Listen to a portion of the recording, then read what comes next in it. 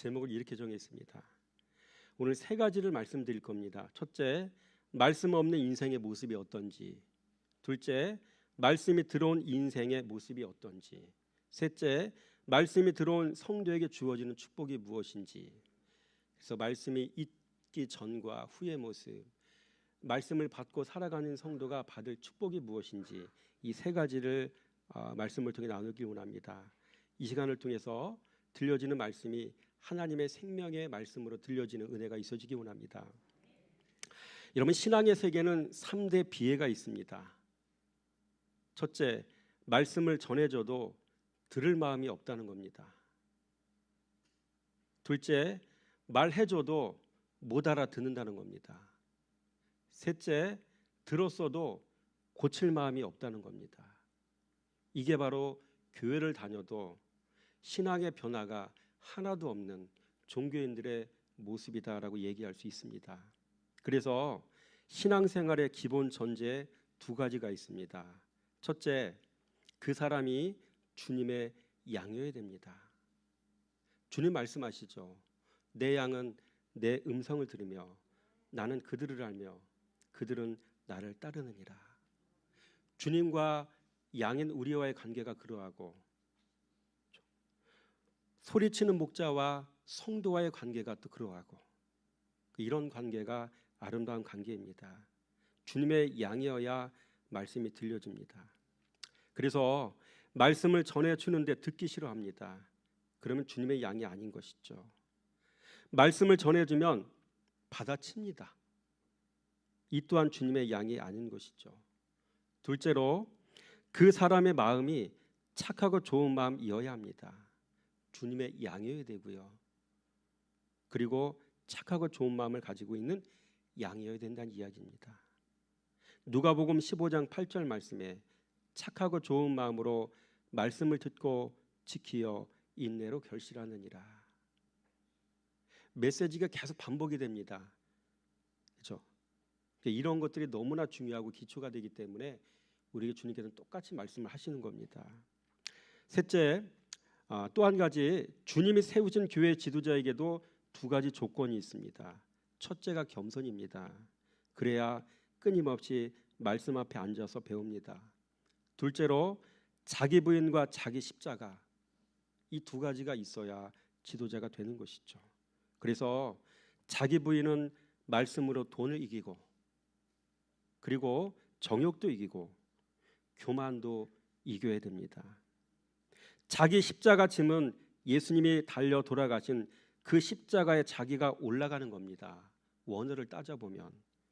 그래서 예수님의 제자들은 하나같이 정말로 예수의 말씀을 배워서 예수의 마음을 통달해 아는 그 제자들은 마지막 그 인생의 모습이 어떻습니까? 하나같이 다 주님이 십자가에 달려 돌아가신 것처럼 그 고난의 자리로 본인들이 나아갔다는 겁니다. 그렇죠? 사도 바울을 보세요. 주님의 12 제자들을 살펴보세요. 다 같이 예수님을 정확히 닮고 난 다음에 그 십자가의 현장으로도 본인들 다 갔다는 이야기입니다. 십자가, 자기 십자가, 자기 부인. 그렇죠? 여러분, 성도가 돈 이기고 정욕 이기고 교만 이길 수 있는 유일한 방법이 뭔지 아십니까? 말씀 사랑해서 말씀의 가치가 높아져야 돼요. 말씀의 가치가 높아진다는 얘기는 말씀이신 예수의 가치가 그 사람의 인생 가운데서 높아진다는 이야기입니다. 그걸 가르쳐 티메가 높아진다. 티메는 가치, 값이거든요. 말씀을 사랑하다 보면 말씀의 가치가 올라가고, 그 과정을 통해서 예수의 가치가 올라가고, 예수의 정신과 예수의 마음의 가치가 그 마음속에 확실하게 자라게 되어지고, 그래서 예수로 살고 예수를 생각하고 이런 삶이 되어지는 것입니다. 그래야 자기 부인이 이루어지고 자기 십자가를 질 수 있는 신앙의 사람이 될 수가 있는 것이죠. 그래서 자기 십자가를 지는 목회자는 끊임없이 내려갑니다. 낮은 곳으로 찾아 내려갑니다. 그래서 주님의 양으로 부름받은 성도와 이런 지도자가 만나야 교회가 세워지는 것입니다. 여러분, 본 말씀 들어갑니다. 오늘 본문은 사단의 시험으로 인해서 고난 중에 있는 욥에게 근거도 없는 이유를 대면서 딴지를 걸며 욥을 더 힘들게 하던 욥의 새 친구와 또 이 변론을 듣다가 다가와서 훈수들던 엘리후와의 논쟁은 해결의 기미가 보이지 않았습니다. 그러던 중 하나님께서 현현하시어서 두 차례에 걸쳐 말씀하실 때 욥에게 닥쳤던 고난에 대한 궁금증이 싹 다 풀렸습니다. 그래서 오늘 말씀은 하나님께서 인생에게 말씀하실 때 어떤 일이 일어나는지를 우리에게 보여주고 있습니다. 하나님께서 인생에게 말씀하시기 전과 말씀하신 후의 모습이 어떻게 달라지는지를 우리에게 보여주고 있습니다. 마치 예수 그리스도가 역사의 중심에 서셔서 분기점이 되셨던 것처럼 말입니다. 그래서 역사를 우리가 이야기할 때 BC와 AD를 이야기하지 않습니까? BC와 AD를 나누는 분기점은 그리스도 예수의 출생, 이 시점부터 BC와 AC가 나눠지지 않습니까? 그리스도 예수가 역사의 분기점이 되셨던 것처럼 한 사람의 인생도, 한 사람 한 사람의 신앙인들의 인생도 말씀이신 예수를 정확히 생명으로 만나기 전과 후의 삶의 모습으로 바뀌어진다는 것이죠. 나눠지는 것이죠. 교회를 다녀도 말씀을 생명으로 만나지 못한 사람은 그냥 종교생활을 하는 거고, 말씀을 생명으로 만난 사람들은 모든 죄의 결박으로부터 자유해지는 거죠. 자기 부인이 일어나고 자기 십자가 지는 일이 일어나고 그리스도의 종으로 이제 살아가고, 그렇죠? 그리스도의 종으로 살아가다 주의 종으로 부름받은 사람들은 말씀을 전하도록 가르침을 그런 종으로 부름받은 사람들은 이제 말씀 살아가다 양식을 준비하겠죠. 말씀을 준비하겠죠. 그 말씀을 나눠주는 자들, 이런 사람들이 주님의 제자가 되는 거고, 이런 제자를 가리켜 성경에서 이야기하는 청직이라고 얘기하는 겁니다. 아멘이신가요? 양식을 주의 종들에게 나눠주는 사람, 주님의 백성들에게 양식을 나눠주는 사람이 청직인 것이지, 내 수중에 있는, 내 통장에 있는 잔고를 가지고 잘 관리하는 사람이 청지기가 아니란 이야기입니다. 분명히 기억하시기 바랍니다. 돈 관리가 청지기가 아니라 주님의 종들에게 양식을 나눠줄 수 있는 사람, 나눠주는 사람이 주님의 청지기란 이야기입니다. 이런 개념들이 정확하게 세워져 있지 않으면 수없이 많은 말씀을 들어도 분별이 안 됩니다. 그래서 더 나가서 말씀을 드리는 겁니다.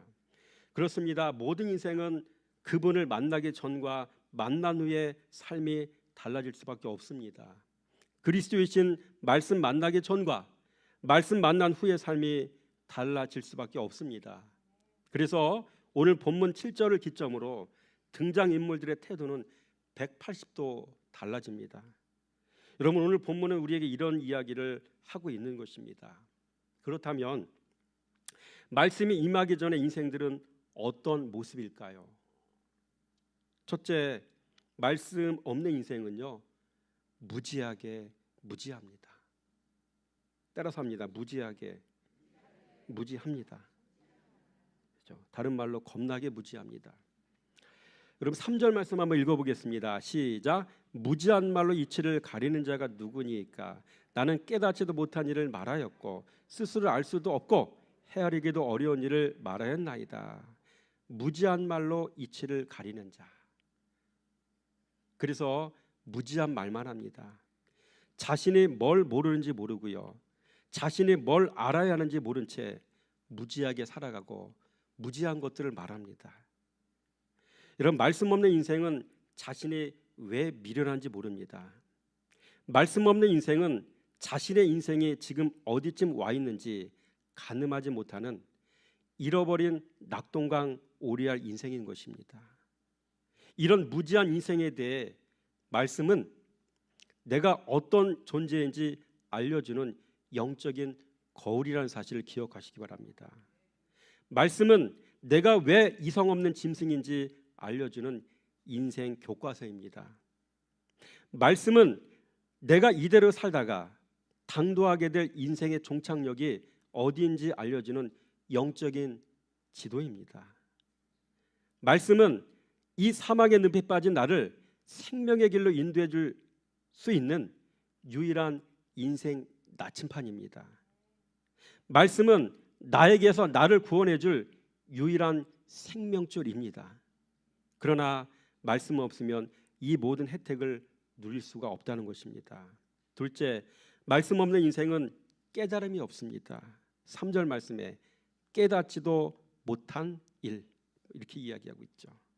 여러분, 깨달음이 없으면 짐승이라고 하지 않습니까? 그래서 말씀 생활하며 처음으로 깨닫는 게 자신이 짐승이라는 사실입니다. 내가 지금까지 짐승으로 살아왔구나. 그러면서 한숨을 쉬게 됩니다. 유다서 1장 10절 말씀에 이런 말씀이 있죠. 시작. 또 그들은 이성 없는 짐승같이 본능으로 아는 그것으로 멸망하느니라. 그렇죠? 말씀 생활하면 자기 인식이 분명해지죠. 말씀 없으면 본능으로 살아가고 경험으로 살아가고 어서 주워 들은 얘기 가지고 살아가고 인생이 다 그렇습니다. 말씀 있고 없음의 차이가 이렇게 다른 것이죠. 셋째, 말씀 없는 인생은 뭘 제대로 아는 게 없어요. 3절에 보니까 스스로 알 수도 없고 알지도 못하면서 아는 체하고 살죠. 아무것도 모르면서 되는 대로 씨부리고 사는 존재. 여러분, 씨부리다라는 말이 무슨 말입니까? 욕이 아니더라고요. 전라남도 사투리로 짓거리다라는 말이더라고요. 뭘 좀 알고 떠들면 좋을 텐데 내뱉는 말이 다 모순덩어리 아닙니까? 우리는 모두가 다 노답 인생이구나. 말씀 없을 때는 다 그런 것이죠. 넷째로, 말씀 없는 인생은 생각이 또 짧아요. 오늘 3절 보니까 헤아리기도 어려운 말이라는 말이 나오죠. 생각이 얕으니 말하는 것도 얕고 행동도 무겁지가 못합니다. 그래서 사람은 말과 행동에서 그 깊이가 다 드러나는 겁니다. 다섯째, 말씀 없는 인생은 우매하더라고요. 우리 8절 말씀 한번 읽어볼까요? 시작. 그런즉 너희는 수소 7과 순양 7을 가지고 내 종 요괴백에서 너희를 위하여 번제를 드리라. 내 종 욥이 너희를 위하여 기도할 것인즉 내가 그를 기쁘게 받으리니 너희가 우매한 만큼 너희에게 갚지 아니하리라. 이는 너희가 나를 가리켜 말한 것이 내 종 욥의 말 같지 옳지 못함이니라. 너희가 우매한 만큼. 욥의 친구들을 주님이 이렇게 평가하시는 거예요. 그러니까 성경을 보면서 주님께서 말씀하시는 그 대목 하나하나를 잘 살펴야 돼요. 주님께서 오늘 이 친구들을 가리켜 우매하다라고 얘기하시잖아요. 그러면 그런 겁니다. 그 사람들의 존재가. 여러분, 사람은 말씀에 대해 무지한 만큼 우매하게 사는 거더라고요. 무게감 없이 살 수밖에 없습니다. 언행 심사가 가볍습니다. 매사에 말과 행동이 가볍습니다. 큰 셋째로, 그러나 말씀이 들어오고 난 후에 인생은 어떻게 달라지겠습니까? 첫째, 성도는 말씀이 들어오면 말씀에 대해 눈 뜨게 됩니다. 말씀에 대해 눈 뜬다는 말은 그리스도 예수에 대해 눈을 뜬다는 말입니다. 예수의 눈 뜨다, 말씀에 눈 뜨다 같은 말입니다. 오늘 2절 말씀 한번 읽어보겠습니다. 시작. 주께서는 못 하실 일이 없사오니 무슨 계획이든지 못 하실 것이 없는 줄 아오니. 성도는 말씀이 들어올 때 말씀에 대한 티매가 높아집니다. 티매는 가치 이런 뜻이거든요. 예수님은 고향으로 가시면서 이런 말씀하셨어요. 선지자가 고향에서 높임을 받지 못한다는 얘기하셨잖아요. 높임 받다는 얘기는 예수님이 높임 받아야 된다는 이야기입니다. 그 높임이란 말이 티매거든요. 뜻은 가치입니다. 성도가 예수를 높이 올려 드리려면 그분의 가치를 발견해야 되거든요. 말씀 생활을 하지 않으면 죽었다 깨어나도 예수의 가치를 발견할 수가 없어요. 여러분, 예수의 가치를 발견하는 성도가 되시기 바랍니다. 성도는 말씀이 들어올 때 말씀이신 예수 그리스도에 대한 팀애가 높아집니다. 그래서 말씀 대하는 자세와 태도가 달라지게 됩니다. 성도는 말씀이 들어와 그 말씀에 대한 가치가, 즉 팀애가 올라가 그 말씀을 생명으로 임재하게 될 때, 그때서야 그 말씀에 순종하는 삶을 살게 되어지는 것이죠. 여러분, 사마리아 여인은 물길로 나왔다가 만나게 되었던 그 예수님과 대화하던 중에 자신에게 말씀이 훅 밀고 들어올 때 눈이 열렸습니다. 자신에게 말씀하시던 예수님에 대해 눈이 떠졌습니다. 그리고 말씀이신 예수에 대한 팀의, 즉 가치가 높아졌습니다. 그 결과 자기 앞에 있는 예수님이 바로 자신이 기다리던 메시아임을 알게 되었고, 또 예배 받으실 분임을 알게 되었고, 또 그를 만났기에 이제 그에게 예배할 수 있게 되었음을 깨닫게 되었습니다. 눈이 열렸다. 예수에 대한 팀애가 올라갔다. 높아졌다. 이제부터 예배할 수 있고, 그렇죠? 모든 죄의 결박으로부터, 율법으로부터 자유할 수 있게 되었고, 이렇게 되었다는 이야기입니다. 이 사마리 여인처럼 우리 믿음의 사람들도 그리스도 예수이신 말씀에 눈이 떠서 예수에 대한 가치가 올라가는 그런 성도가 되시기 바랍니다. 성도는 말씀이 들어오면 또 정직하게 자기 인정을 하게 됩니다. 말씀을 전해보면 알아요.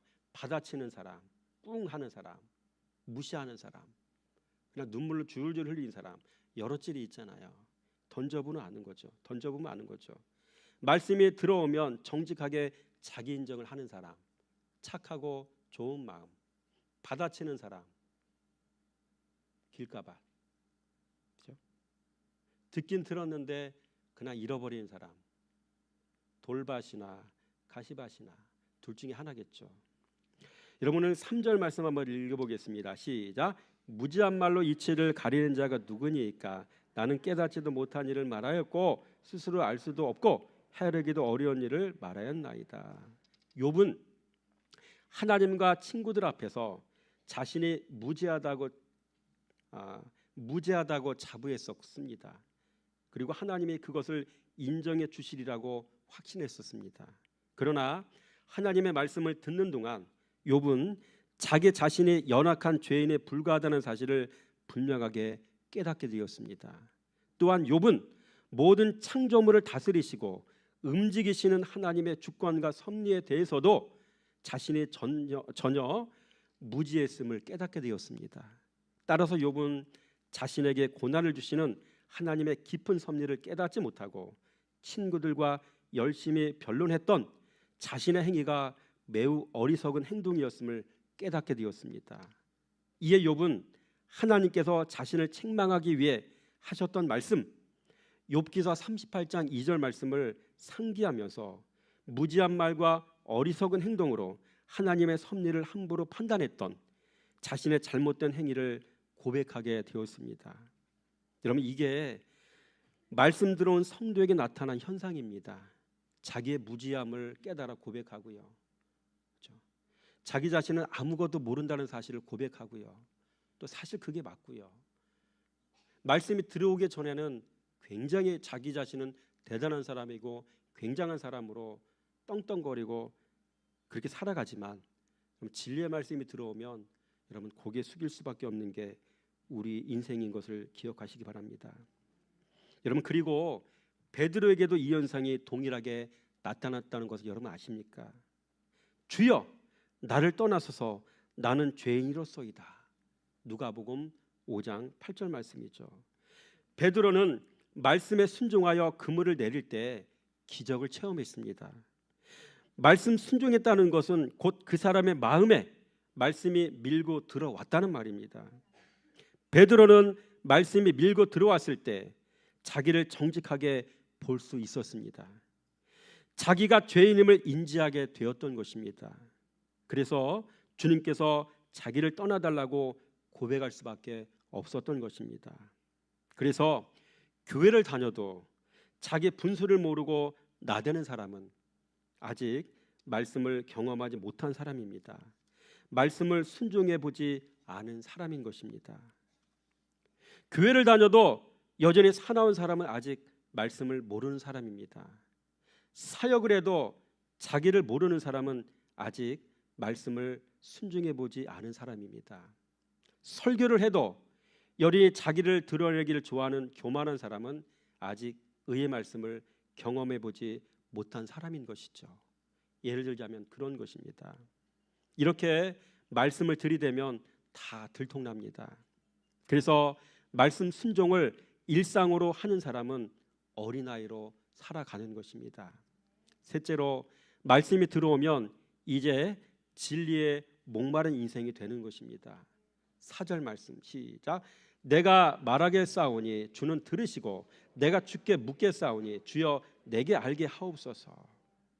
말씀이 들어오면 성도는 이제 끊임없이 말씀 배우는 일에 열심을 내게 됩니다. 참떡 먹는 일이 본업이 된다는 말입니다.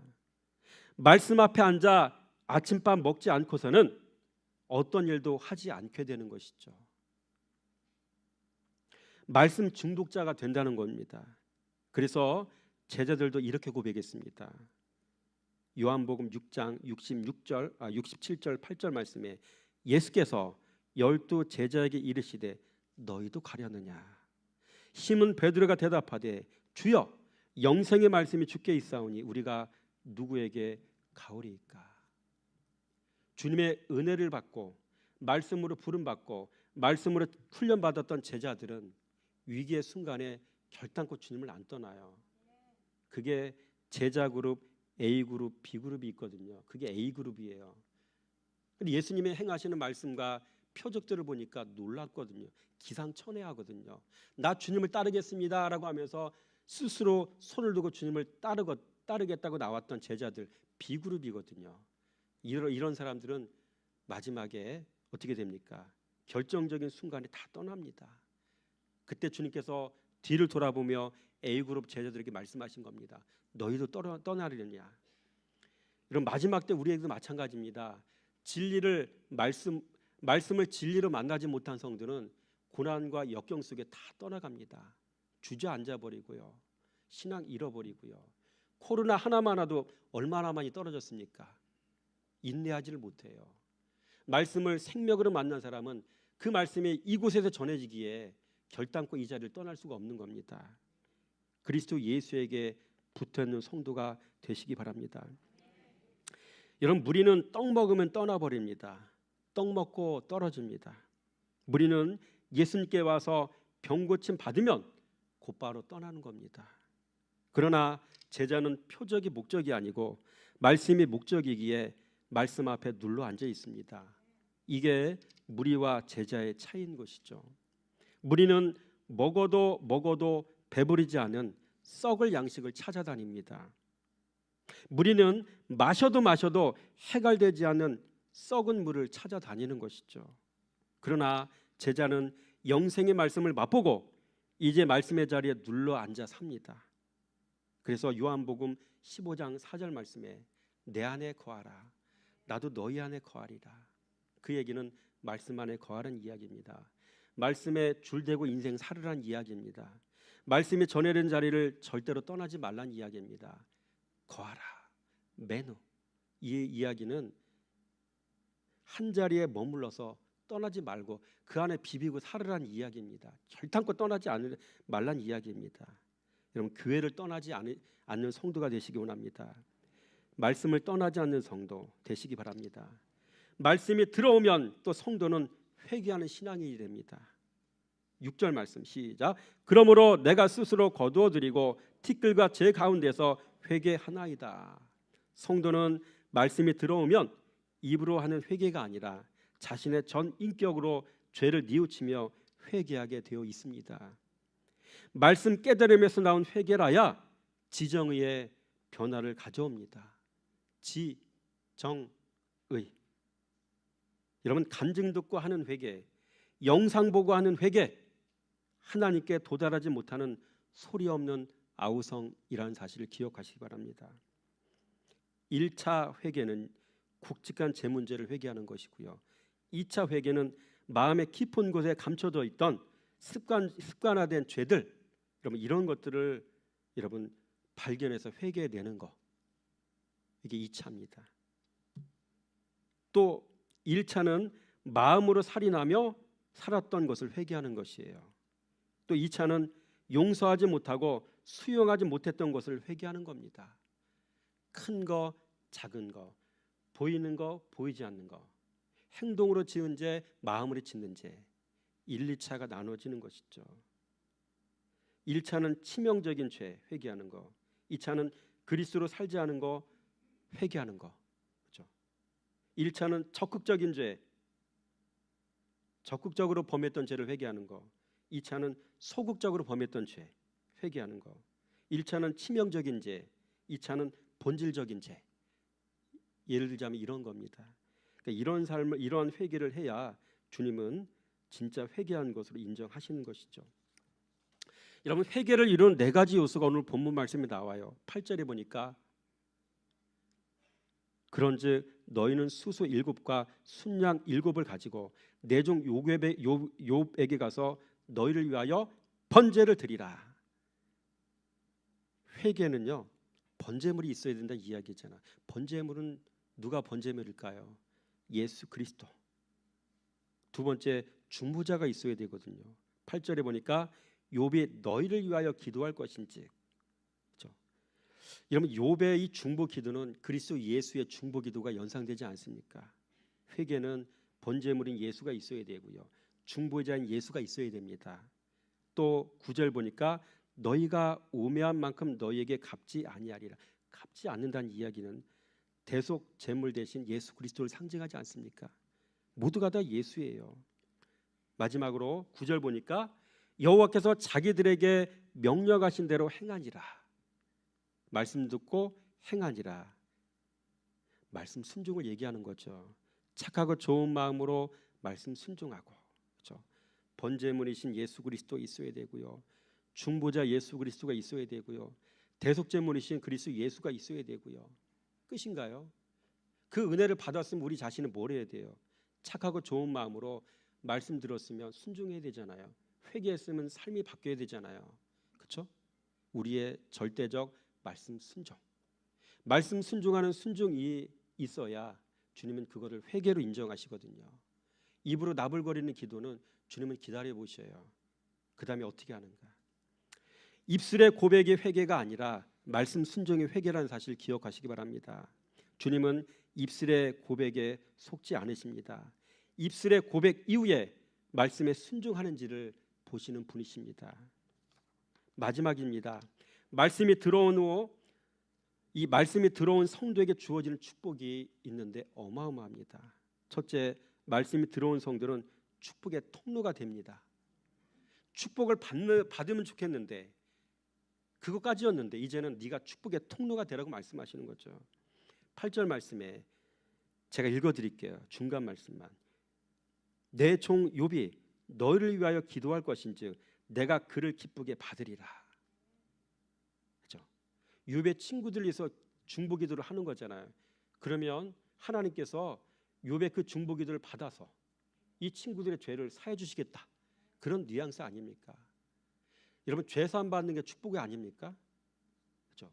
그들의 모든 죄가 욥의 기도를 통해 사함 받는 거죠. 그리스도 예수의 중보하는 모습들을 연상할 수가 있는 것이죠. 여러분, 욥은 하나님께 축복의 통로로 쓰임 받았습니다. 여러분, 말씀이 들어온 성도가 기도하면 결박이 풀어집니다. 말씀이 들어온 성도가 기도하면 막힌 것이 뚫려지는 것입니다. 이게 바로 말씀이 들어온 성도가 가진 축복인 것이죠. 둘째, 말씀이 들어온 성도는 은혜 입은 인생으로 살아가게 됩니다. 은혜 입은 인생. 8절 말씀의 중간에 너희가 우매한 만큼 너희에게 갚지 아니하리라. 지난날 지은 죄를 도말해 주시는 은혜를 힘있게 하신다는 것이죠. 과거에 지은 죄가 떠나가지 않고 해결되지 않으면 어떻게 살겠습니까? 은혜 입은 인생, 지난날의 죄를 지워주시는 인생. 세 번째로, 말씀이 들어온 성도는 착하고 좋은 마음으로 말씀에 순종할 수 있게 하십니다. 9절 말씀 한번 읽어볼까요? 시작. 이에 대만 사람 엘르바스와 수아 사람 빌닷과 나아마 사람 소발이 가서 여호와께서 자기들에게 명령하신 대로 행하니라. 여호와께서 욥을 기쁘게 받으셨더라. 여호와께서 자기들에게 명령하신 대로 행하니라. 말씀이 들어온 증거가 곧 말씀 순종입니다. 순종하는 사람은 말씀 들어갔구나 라고 인지할 수가 있는 거죠. 그 다음에 이 말씀이 들어온 성도는 작은 예수가 되어 이제 중보자로 살아가게 된다는 것이죠. 10절 말씀 읽었잖아요. 욥이 그의 친구들을 위하여 기도할 때 중보자가 되고요. 마지막으로 말씀이 들어온 성도는 그 인생이 회복되게 하십니다. 10절 말씀 마지막 읽겠습니다. 시작. 욥이 그의 친구들을 위하여 기도할 때 여호와께서 욥의 곤경을 돌이키시고 여호와께서 욥에게 이전 모든 소유보다 갑절이나 주신지라. 여호와께서 욥의 곤경을 돌이키시고, 돌이키다, 슈브, 히브리어로 슈브입니다. 회복하다, 돌아오게 하다. 내 인생도 회복되고 타인의 인생도 회복시키는 인생이 되게 하신다는 이야기입니다. 복의 열쇠를 가진 자로 살아가게 하신다는 이야기입니다.